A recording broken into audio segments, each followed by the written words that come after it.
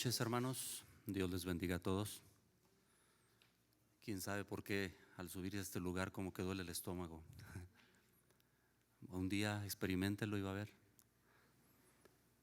Es una gran responsabilidad realmente, y de hecho, preparando este tema el día de hoy, el Señor me confrontaba en la mañana con dos personas a las cuales les tenía que hablar la palabra, pero qué difícil es a veces que estas personas escuchen. A veces ni te dejan hablar. Pero yo me preguntaba humanamente, ¿qué pudiésemos hacer nosotros para hacer que estas personas escucharan la palabra? ¿Alguna estrategia o algo así? Y no, simplemente yendo a la palabra, el Señor me hacía ver que yo no tengo que hacer nada. Bueno, no tengo que hacer nada en el aspecto de solamente hablar lo que Él quiere que hable. Y bueno, hoy haré eso también aquí. Vamos a orar. Señor Dios, te damos gracias. Bendito sea tu santo nombre, Dios. Te alabamos y te bendecimos. Tu presencia, sin duda, Señor, es majestuosa, es bendita. La llenura de tu Espíritu, Dios, necesitamos, Padre, porque si no fuera por ella, nosotros no podríamos hacer nada. Necesitamos de ti, Señor.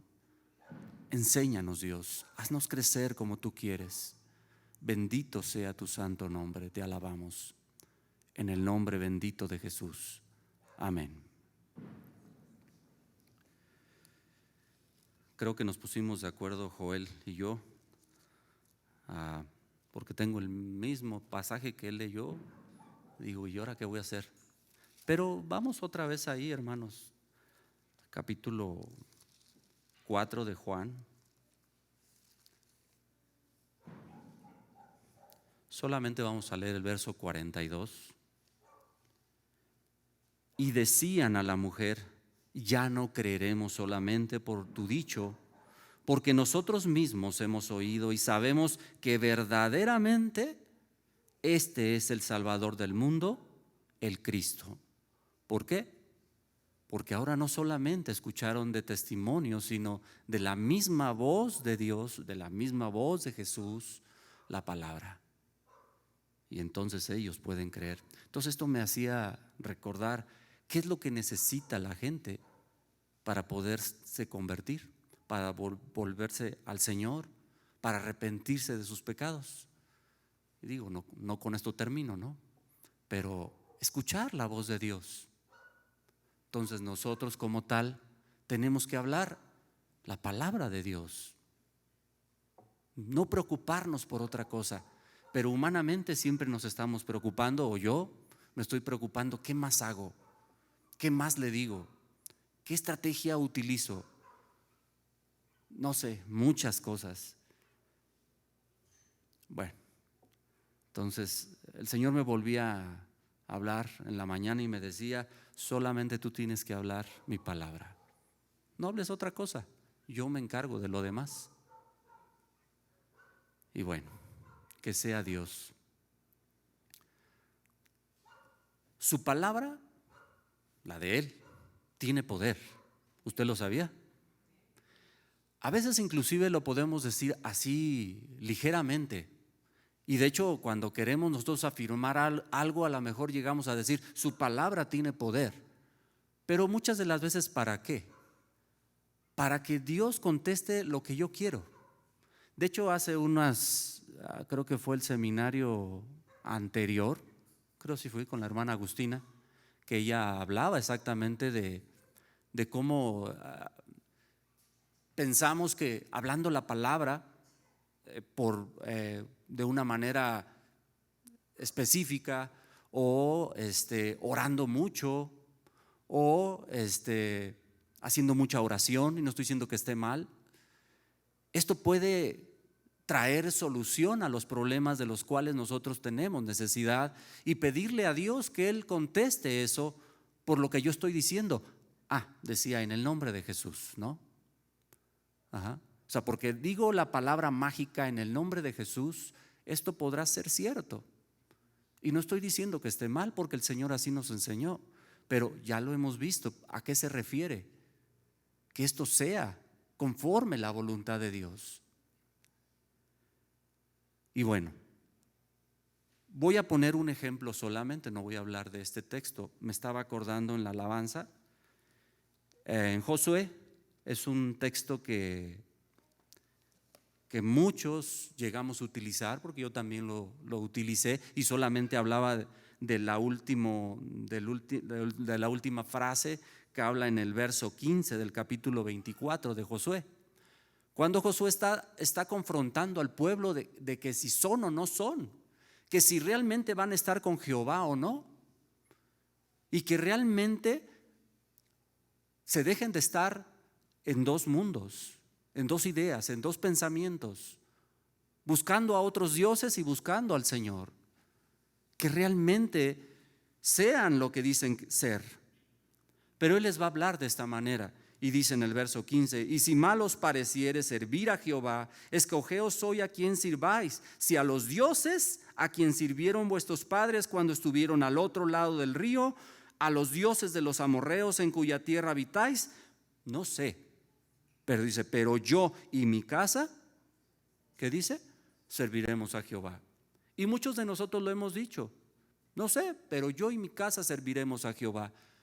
Lo que puedo preguntar en esta hora, después de nosotros testificar esta palabra, ¿qué estamos haciendo para que mi casa, no solamente hablando de mi templo, pueda buscar a Dios con todo mi corazón y con toda mi alma, sino de que mi casa sirva a Jehová? O sea, ¿realmente estoy dando ejemplo? ¿Realmente estoy testificando a Jesús en mi casa? ¿Realmente estoy hablando de Él en mi casa? ¿Realmente estoy yo poniendo de mi parte para que esa palabra sea extendida donde quiera que ando? ¿O simplemente porque lo digo va a ser una palabra mágica? ¿Sí? No puede ser así. Y es que nosotros, hablando ahora en el libro de Juan, poniendo este ejemplo en relación a qué somos, cuando Jesús dice yo soy la luz del mundo, y ustedes, ¿qué son? También, ¿no? Entonces, ¿qué estoy haciendo? No solamente tengo que hablar la palabra de Dios como algo mágico que puede suceder y que yo quiero de acuerdo a mis pensamientos o acomodarla de acuerdo a lo que yo quiero, sino que esa palabra realmente traiga algo necesario en la vida del creyente y que estas personas que están escuchando puedan arrepentirse de sus pecados, volverse al Señor, vivir para Dios, ser gobernados ahora por Dios, cambiar de ese reino que también estamos viendo de las tinieblas al reino de la luz admirable, a esa luz del Señor. Habíamos estado viendo en esta semana ese contraste entre ese reino de Dios espiritual y ese pensamiento terrenal que aún todavía seguimos viendo en estos pasajes y que vamos a ver durante todo el libro de Juan. Y que nos va a hacer ver que el creyente, que ha creído en el Señor, que ha creído a su palabra, el que sabe que esa palabra tiene poder, pero ¿para qué? Sino cambiar su vida y realmente vivir bajo el gobierno de Dios, entonces será una luz en estas tinieblas, en este mundo, en medio de la perversidad. Ese contraste entonces entre recibir la palabra y solamente oírla, pero que no hay nada en su vida, es algo importante que nosotros tenemos que analizar. Si realmente estoy escuchando esa palabra y esa palabra redarguye mi vida para poderme guiar hacia la salvación, entonces voy en el camino correcto. Pero si solamente nos volvemos oidores olvidadizos, así como decía Santiago, de nada sirve. Simplemente vamos a hacer una vida rutinaria en el cristianismo, en donde podemos pasar años y años y muchos años más y no pasa nada en nosotros. Nuestra vida realmente tiene que ir evolucionando, hermanos. Tiene que ir trascendiendo. Se tiene que ver reflejado en nuestra vida. Entiendo que a veces puede ser inclusive hasta monótona nuestra vida en el aspecto de que a veces nos estancamos, pero es necesario avanzar, es necesario ir más adelante. En Juan capítulo 4 estábamos viendo en la semana la historia de esta samaritana, ¿no? Cómo es que su vida fue confrontada con la palabra que tiene poder. Ya lo vemos. La palabra tiene poder. Jesús hizo otra cosa que hablarle la palabra. Esa palabra que habló a la samaritana trascendió y hizo reflexionar no solamente a ella, sino fue más allá. Capítulo 4, verso 28, que ya lo habíamos leído, solamente quiero leer hasta el verso 30. Dice: entonces la mujer dejó su cántaro y fue a la ciudad y dijo a los hombres: venid, ved a un hombre que me ha dicho todo cuanto he hecho. ¿No será este el Cristo? Entonces salieron de la ciudad y vinieron a él. ¿Quiénes? Ellos, estos que habían escuchado. Esta mujer no solamente se quedó en ese momento de poder decir: ¿será verdaderamente el Cristo? Sino que fue más allá y pudo contar lo que había pasado, aunque sea por su testimonio, porque ella no podía hablar algo más que lo que había escuchado en ese momento. Y me remontaba, hermanos, en otros tiempos, cuando por primera vez nosotros escuchamos la palabra. ¿Qué es lo que hablábamos nosotros? ¿Usted recuerda? ¿A poco hablábamos algún pasaje en profundidad y no sé, un tema en específico con contextos y muchas cosas más? ¿Sí? No. ¿Qué creen? He conocido a Dios. ¿Por qué? Porque transformó mi vida. ¿De qué manera? Pues es que yo era así y ahora así, así y así, ¿no? Es lo que está contando la samaritana. Este me ha dicho lo que soy. ¿No será este el Cristo? Y ella empezó de esta manera. Pero ahora que han pasado un poquito más de años, hermanos, y lo digo por mí también, ¿por qué hemos dejado de testificar de Cristo? ¿Que Él nos sigue haciendo cosas en nuestras vidas? ¿O qué ha pasado en nosotros que nos hemos olvidado? Es para reflexionar y saber a este punto cómo estamos. Deberíamos de estar hablando ahora aún más de lo que hemos aprendido y de lo que Dios ha hecho en nuestra vida también. ¿Por qué no? Esa palabra tiene poder. Dice que cuando esta mujer habló solamente de lo que Jesús le había dicho, ellos, ¿qué hicieron? Vamos a ver, o sea, no solamente en la inquietud de saber si realmente sería el Cristo, ¿no? Pero ellos vinieron y vamos a ver qué es lo que sucedió. Acabamos de leer hace ratito, ¿no? Que ahora ya no creían solamente por la palabra de la mujer, sino por lo que ¿quién? ¿Escucharon de quién? De Jesús. Entonces ese es el objetivo, de que ahora esas personas vengan y escuchen de la palabra, que Jesús se encargará de transformar sus vidas.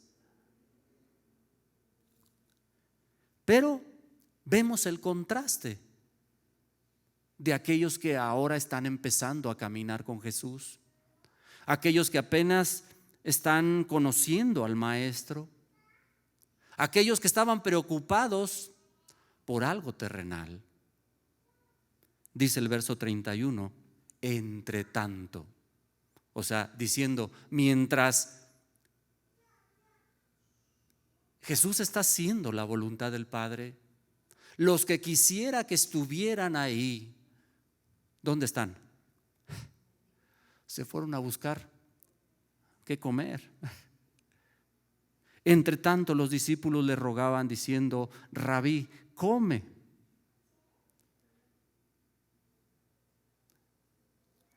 Y es que es una realidad. A veces primeramente está lo que nos llama más rápido en que podamos hacer la voluntad del Señor, ¿no? Y bueno, es algo que realmente tenemos que meditar. En la mañana, una vez más, yo me confrontaba con eso. Tenía algo de trabajo y esta mujer llorando me decía que tenía muchos problemas y esto. Ella quiere que le escuche, sí, pero cuando yo le quiero hablar, ella una vez más me arrebata y no me deja hablar. Y yo digo, bueno, ¿qué tengo que estar aquí perdiendo el tiempo? Yo decía, ¿no? Pero ella tiene una necesidad. Pero prometí una vez más en otro tiempo visitarla. Digo, ya la conozco de tiempo, pero siempre es así, pero no quiere escuchar la palabra. La gente tiene muchas necesidades, pero cuando le hablas de Cristo, ya no quieren,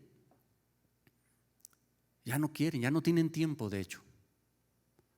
Y eso es lo más triste. Pero nosotros tenemos que seguir hablando. Los discípulos estaban preocupados por otra cosa. El que vive en el reino de Dios va a estar preocupado por las cosas del reino. Pero el que es terrenal va a buscar las cosas que están en la tierra. Jesús les dice algo muy claro, que su comida no es satisfacer su estómago solamente. ¿Él no tendría hambre? Yo creo que sí, era humano, 100% hombre, 100% Dios. Pero Él venía a cumplir la voluntad del que lo envió. Y Jesús entonces les va a hablar de las cosas espirituales que están presentes, diciéndoles que su comida es la que ellos no saben. Y una vez más ellos son confrontados en esta situación pensando que les está hablando de lo terrenal. Dice el verso 32, Él les dijo, yo tengo una comida que comer, que vosotros no sabéis. Entonces los discípulos una vez más les dicen unos a otros, ¿le habrá traído a alguien de comer? ¿O habrá traído él su lunch? ¿O de dónde habrá comido? O sea, vean el pensamiento, ¿no? Ellos no pueden entender lo que Jesús les está diciendo en relación a esa comida espiritual de la cual Jesús está hablando. En el verso 34 les dice, mi comida es que eso me satisface, que haga la voluntad del que me envió y que acabe su obra. Más que satisfacer mi carne, más que satisfacer mi estómago, más que preocuparme por otras cosas, lo que más me preocupa es acabar la obra del que me envió, hacer su voluntad. ¿Usted se ha preguntado esto, hermano? A veces, o primeramente le preocupa, como yo en la mañana le decía, yo me tengo que ir a hacer lo que tengo que hacer. Es más, tengo que preparar este tema y se me hace bien largo el tiempo, bien corto, perdón. Bien corto.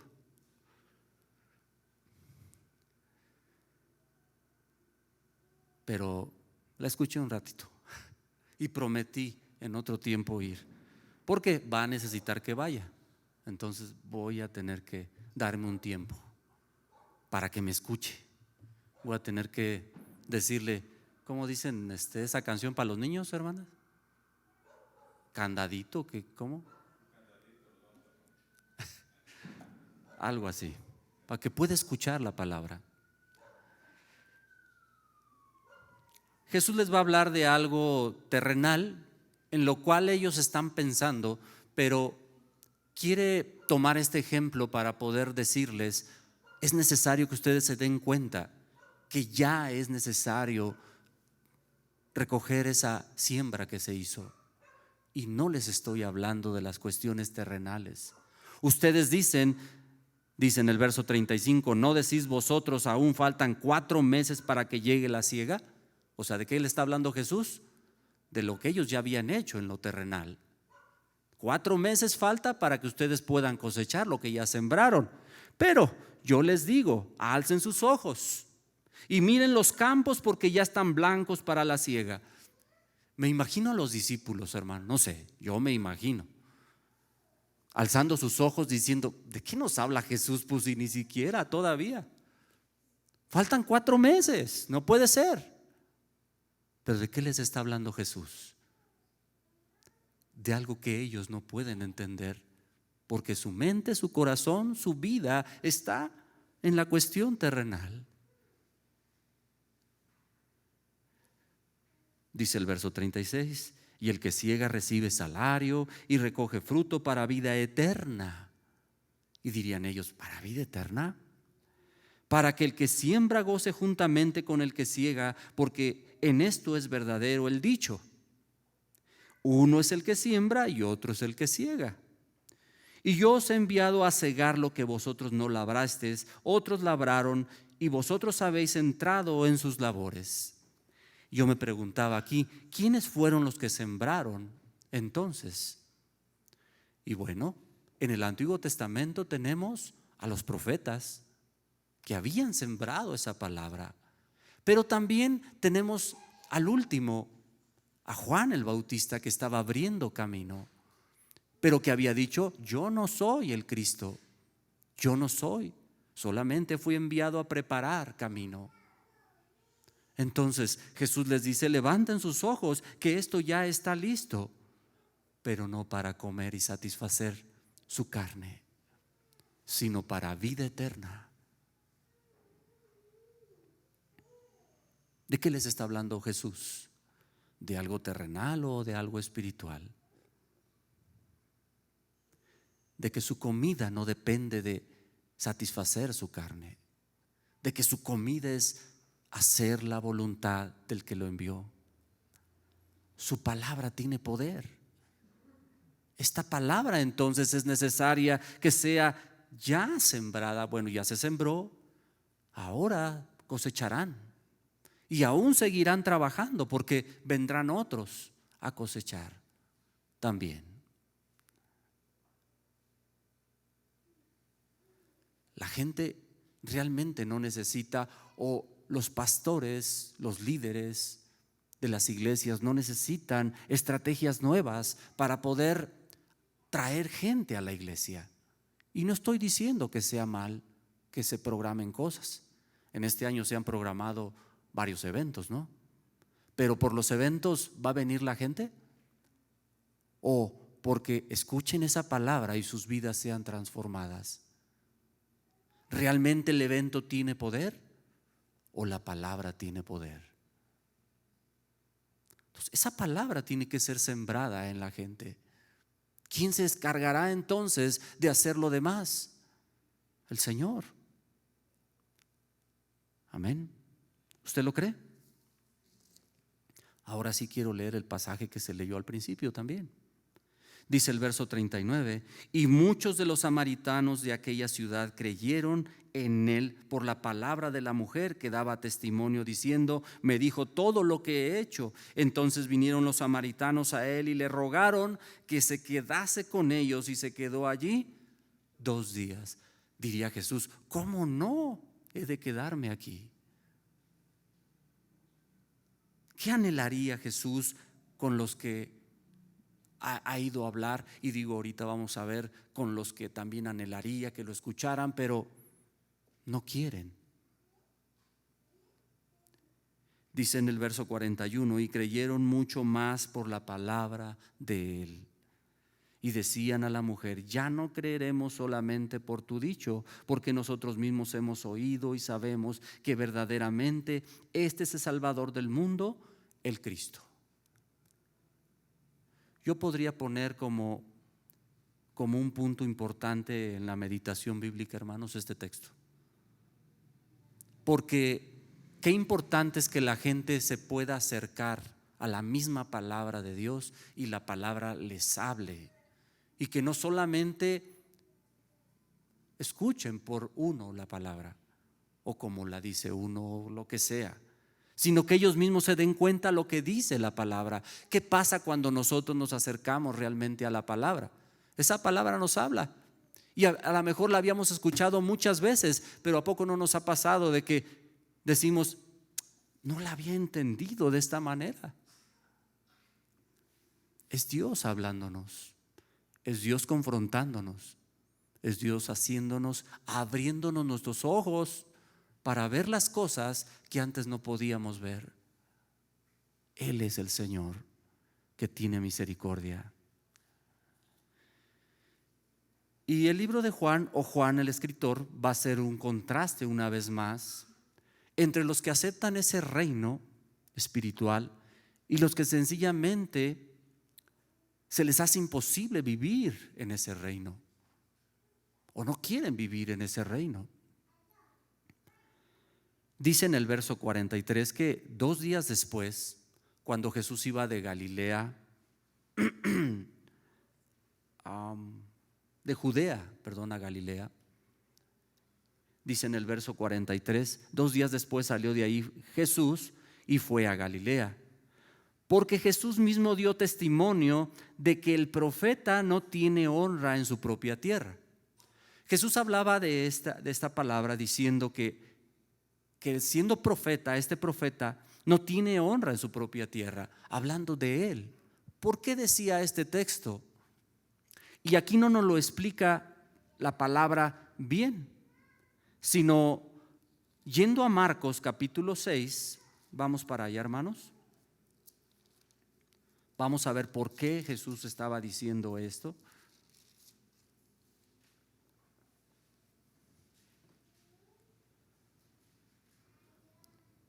¿Ya lo tiene? Marcos capítulo 6. Dice el verso 1. Salió Jesús de allí y vino a su tierra. Y le seguían sus discípulos, y llegado el día de reposo, comenzó a enseñar en la sinagoga. ¿En dónde? En su tierra. Y muchos oyéndole, fíjense, estos también escuchaban, oyéndole se admiraban, pero no con una admiración de respeto y volviéndose al Señor como los samaritanos, sino una cuestión de ¿y este qué? Porque decían, ¿de dónde tiene este tantas cosas? ¿Y qué sabiduría es esta que él le es dada? Y estos milagros que por sus manos son hechos. ¿Esto por qué lo decían? Porque era un conocido de ellos. Era vecino, era el hermano, era el primo, era el que estaba cerca, es el que lo vio crecer. Conocían que era el carpintero. Dice en el verso 3, ¿no es este el carpintero, hijo de María, hermano de Jacobo, de José, de Judas, de Simón? ¿No está también aquí con nosotros sus hermanas? Y se escandalizaban de él. ¿Cómo recibieron esa palabra? Con rechazo, con incredulidad, lo va a decir más adelante. Dice la palabra en el verso 5, de hecho, y no pudo hacer allí ningún milagro, salvo que sanó a algunos pocos enfermos, poniendo sobre ellos las manos. ¿Por qué enfatiza Marcos en este texto que no pudo hacer allí ningún milagro? Porque para Jesús un milagro es una vida convertida, no solamente una persona que es sanada, librada de alguna enfermedad. Un milagro para Jesús es una vida nueva, una conversión nueva al Señor, una vida en arrepentimiento, como aquellos que decían: ahora no creemos por lo que hemos escuchado, sino porque la misma palabra me ha hablado y me ha confrontado con mi vida. ¿Se da cuenta? Entonces, por eso Jesús está diciendo: no hay profeta en su propia tierra. Y bueno, yo creo que nos ha pasado inclusive a todos en relación a nuestra familia. Qué difícil es hablarle a nuestra familia, pero gloria a Dios, porque no solamente eso es un impedimento, sino que hemos hablado la palabra y algunos de nuestros familiares se han convertido al Señor, y no por eso no seguiremos hablando. Aún faltan muchos, yo creo, en todas nuestras familias. ¿O quién de toda su familia es convertida? A ver, levante su mano. Siempre hay alguien, ¿verdad?, que no quiere, hasta los más cercanos. Pero nuestra responsabilidad, nuestro privilegio que el Señor nos ha permitido tener es hablar su palabra. Él se encargará de lo demás. Nosotros tenemos que hablar la palabra. La palabra tiene poder, no nosotros, su palabra. Por eso yo le iba a poner: la palabra tiene poder, pero no vaya a ser que otro diga: ya ves, mira, sí, la palabra tiene poder, por eso tenemos que hablarla. No, la palabra del Señor tiene poder. Amén. ¿En qué momento entonces esta palabra surge efecto en la vida del hombre? Y vuelvo a recalcar, no que no tenga poder la palabra o que necesite de algo, porque la palabra por sí misma, la palabra del Señor, tiene el poder para cambiar la vida de una persona. Entonces simplemente necesitamos hablar la palabra. Jesús tenía que ir de Galilea, de Judea a Galilea, y era necesario pasar por Samaria. En ese tiempo los judíos no pasaban por Samaria porque eran sus peores enemigos. Los trataban como les dicen, perrillos. ¿Y saben qué hacían los judíos? Mejor rodeaban. Pero ¿qué hizo Jesús, hermano?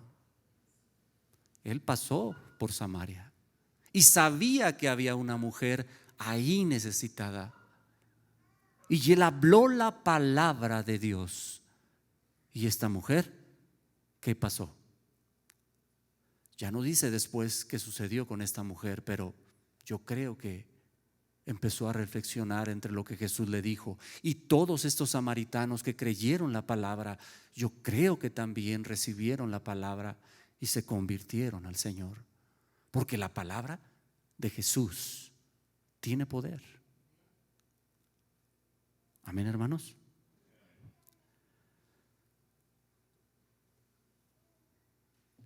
Mire entonces después el contraste que nuevamente vuelve a ser el Evangelio según San Juan. Después de que dice que él no es profeta en su propia tierra, pero no porque la palabra no tenga poder, sino porque los que escuchan la palabra la rechazan y siempre ponen un impedimento para no escucharla. Pero mire el verso 45, va a ser este contraste como vamos a ir viendo. Cuando vino a Galilea, los galileos, ¿qué dice? Le recibieron, habiendo visto todas las cosas que había hecho en Jerusalén en la fiesta, porque también ellos habían ido a la fiesta. Vino pues Jesús otra vez a Caná de Galilea. ¿Qué había pasado en Caná de Galilea? Ya lo habíamos visto un poquito antes. Hizo un milagro, ¿no? Convirtió el agua en vino. Y dice que muchos de los que vieron esto se acercaron, se convirtieron, vinieron a escuchar la palabra. Dice que aquí había, donde había convertido el agua en vino, y había en Capernaum un oficial del rey cuyo hijo estaba enfermo. ¿Qué dice que escuchó? Cuando escuchó que Jesús había llegado de Judea a Galilea, pero había escuchado lo que había hecho Jesús y tenía una necesidad también. Vino a él y le rogó que descendiese y sanase a su hijo, que estaba a punto de morir. Entonces Jesús le dijo: si no viere señales y prodigios, ¿no creeréis? Si no viere señales y prodigios, no creeréis, le dice. O sea, es necesario que haya señales para que creas. En pocas palabras le está diciendo. Y bueno, también recordaba a aquellos a los cuales muchas de las veces les hablamos. Bueno, ellos nos hablan de su problema, ¿no? Y les escuchamos y les decimos: mira, hay una solución, acércate a Dios. No sé, pero yo tengo este problema, ¿cómo le hago para solucionarlo? Y otra vez: acércate al Señor, mira, la palabra tiene poder. Bueno, la palabra de Dios. No sé, sí, deja eso, pero ¿cómo le hago? Porque tengo este problema. Y parece ser que no le estamos hablando así, de lo que realmente la solución, ¿cuál es? La que nosotros les estamos dando. Es como aquellos que estaban escuchando que la comida que Jesús tenía no era esa la que buscaban los discípulos. El hombre terrenal siempre está pensando en cómo solucionar su problema, pero no quiere nada con la cuestión espiritual. No quiere acercarse a Dios. Este oficial le dice al Señor: desciende antes de que mi hijo muera. Le diría a Jesús: ¿que no me estás escuchando? ¿Que no me estás escuchando? Y Jesús le dice: ve, tu hijo vive. Y el hombre creyó la palabra de Jesús y le dijo, y se fue. ¿Qué dice que hizo este hombre? Él pudo haber estado insistiendo que Jesús fuera, pero él creyó lo que Jesús le dijo. ¿Qué le dijo Jesús? No te preocupes, ve, tu hijo vive. ¿Qué hizo Jesús? Solamente habló la palabra. Ve, tu hijo vive. ¿Y él qué hizo? Creyó. ¿Qué tiene que hacer la gente, hermano? Creerle a Jesús. Creerle a Jesús, no para que sus problemas sean solucionados, porque la gente busca eso. Después de que sus problemas son solucionados, otra vez andan sufriendo. No quieren permitir que ese gobierno sea permanente en sus vidas. Dice el verso 51. Cuando ya él descendía, sus siervos salieron a recibirle y le dieron nuevas diciendo: tu hijo vive. Entonces él le preguntó: ¿a qué hora comenzó a estar mejor? Y le dijeron: ayer a las 7 lo dejó la fiebre. El padre entonces entendió que aquella era la hora en que Jesús le había dicho: tu hijo vive. Y mire lo que pasó. Su hijo sanó. Él se volvió al mundo y no quiso más escuchar de la palabra. Así dice. Qué bueno que dices fuerte, hermano. No. Y creyó él con toda su casa. Qué gran bendición, ¿no? Qué gran bendición. ¿Qué diéramos porque la gente recibiera esta palabra y sus vidas fueran convertidas? Hay una mujer que me ha de estar escuchando ahí en la transmisión, que una vez escuchó la palabra y hasta la fecha sigue creyendo. Sigue creyendo. Y no quiero decir su nombre, pero me está viendo. Y realmente muchos alrededor de ella han escuchado la palabra, pero no han querido. Y espero que un día vengan a sus pies a los pies del Señor y que le crean al Señor, no para que sus vidas sean cambiadas en el aspecto de creer que pueden ser solucionados sus problemas y que el Señor los tenga cómodamente, sino que ir más allá es importante. El que el Señor pueda también tenerlas en el reino de Dios, en su salvación, que tengan vida eterna. Amén. Este contraste lo va a estar manejando Juan una y otra vez. Lo vamos a estar viendo en estos días. Y realmente tenemos que hacernos la pregunta: si esa palabra del Señor tiene poder para transformar nuestras vidas, hoy preguntémonos, ¿qué estamos haciendo?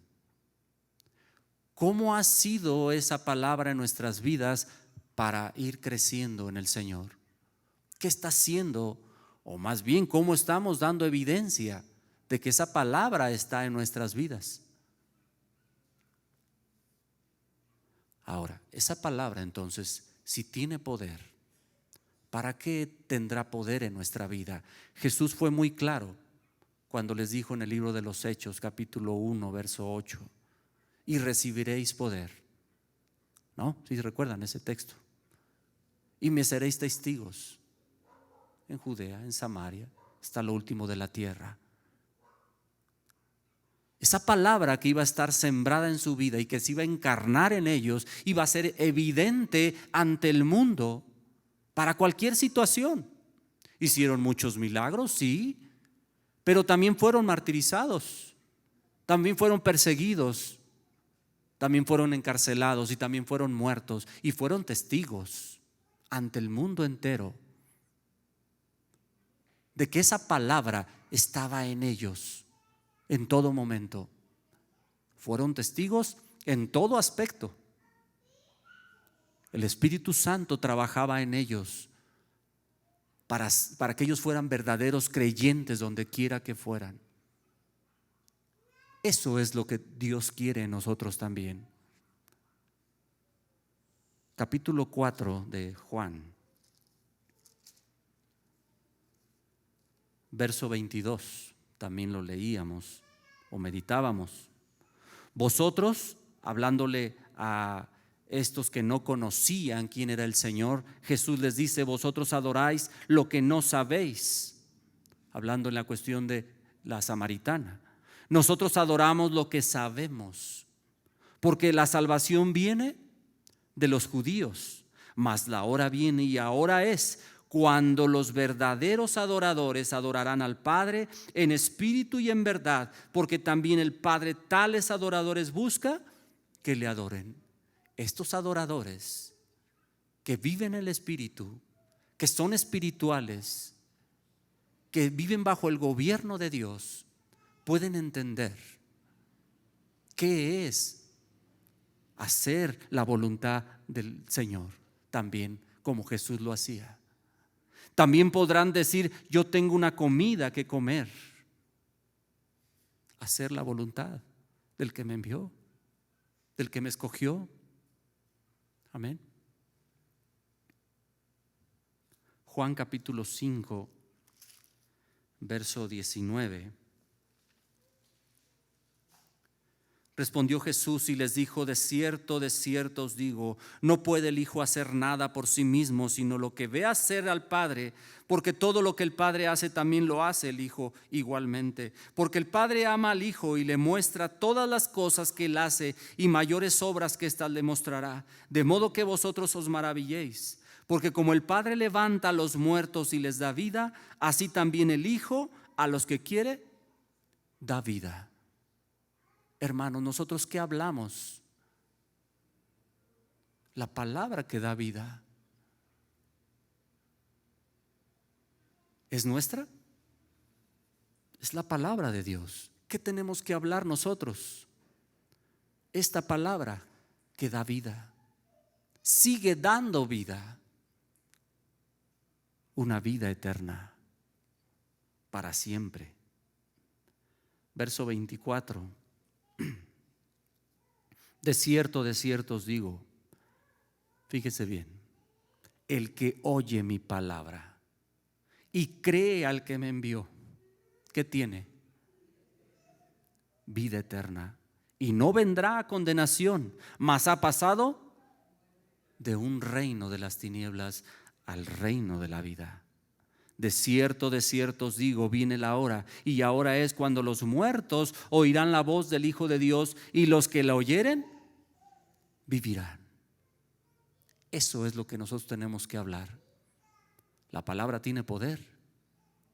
La palabra tiene poder para vida eterna, para salvación. Para terminar, hermanos, verso 39.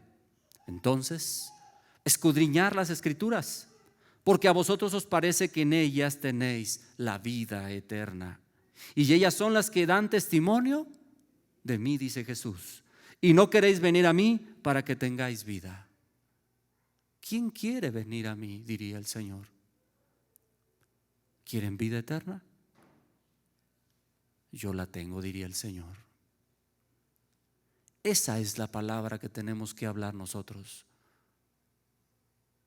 No es malo que hablemos de nuestros testimonios, porque Dios ha transformado nuestra vida, pero le tenemos que dar mayor peso ¿a qué? A su palabra. Esa palabra tiene poder. Amén, hermanos. Entonces, ¿qué vamos a hacer? Hablar su palabra. Hablar su palabra. Vamos a orar. Señor Dios Todopoderoso, grande es tu santo nombre. Creemos tu palabra, Señor.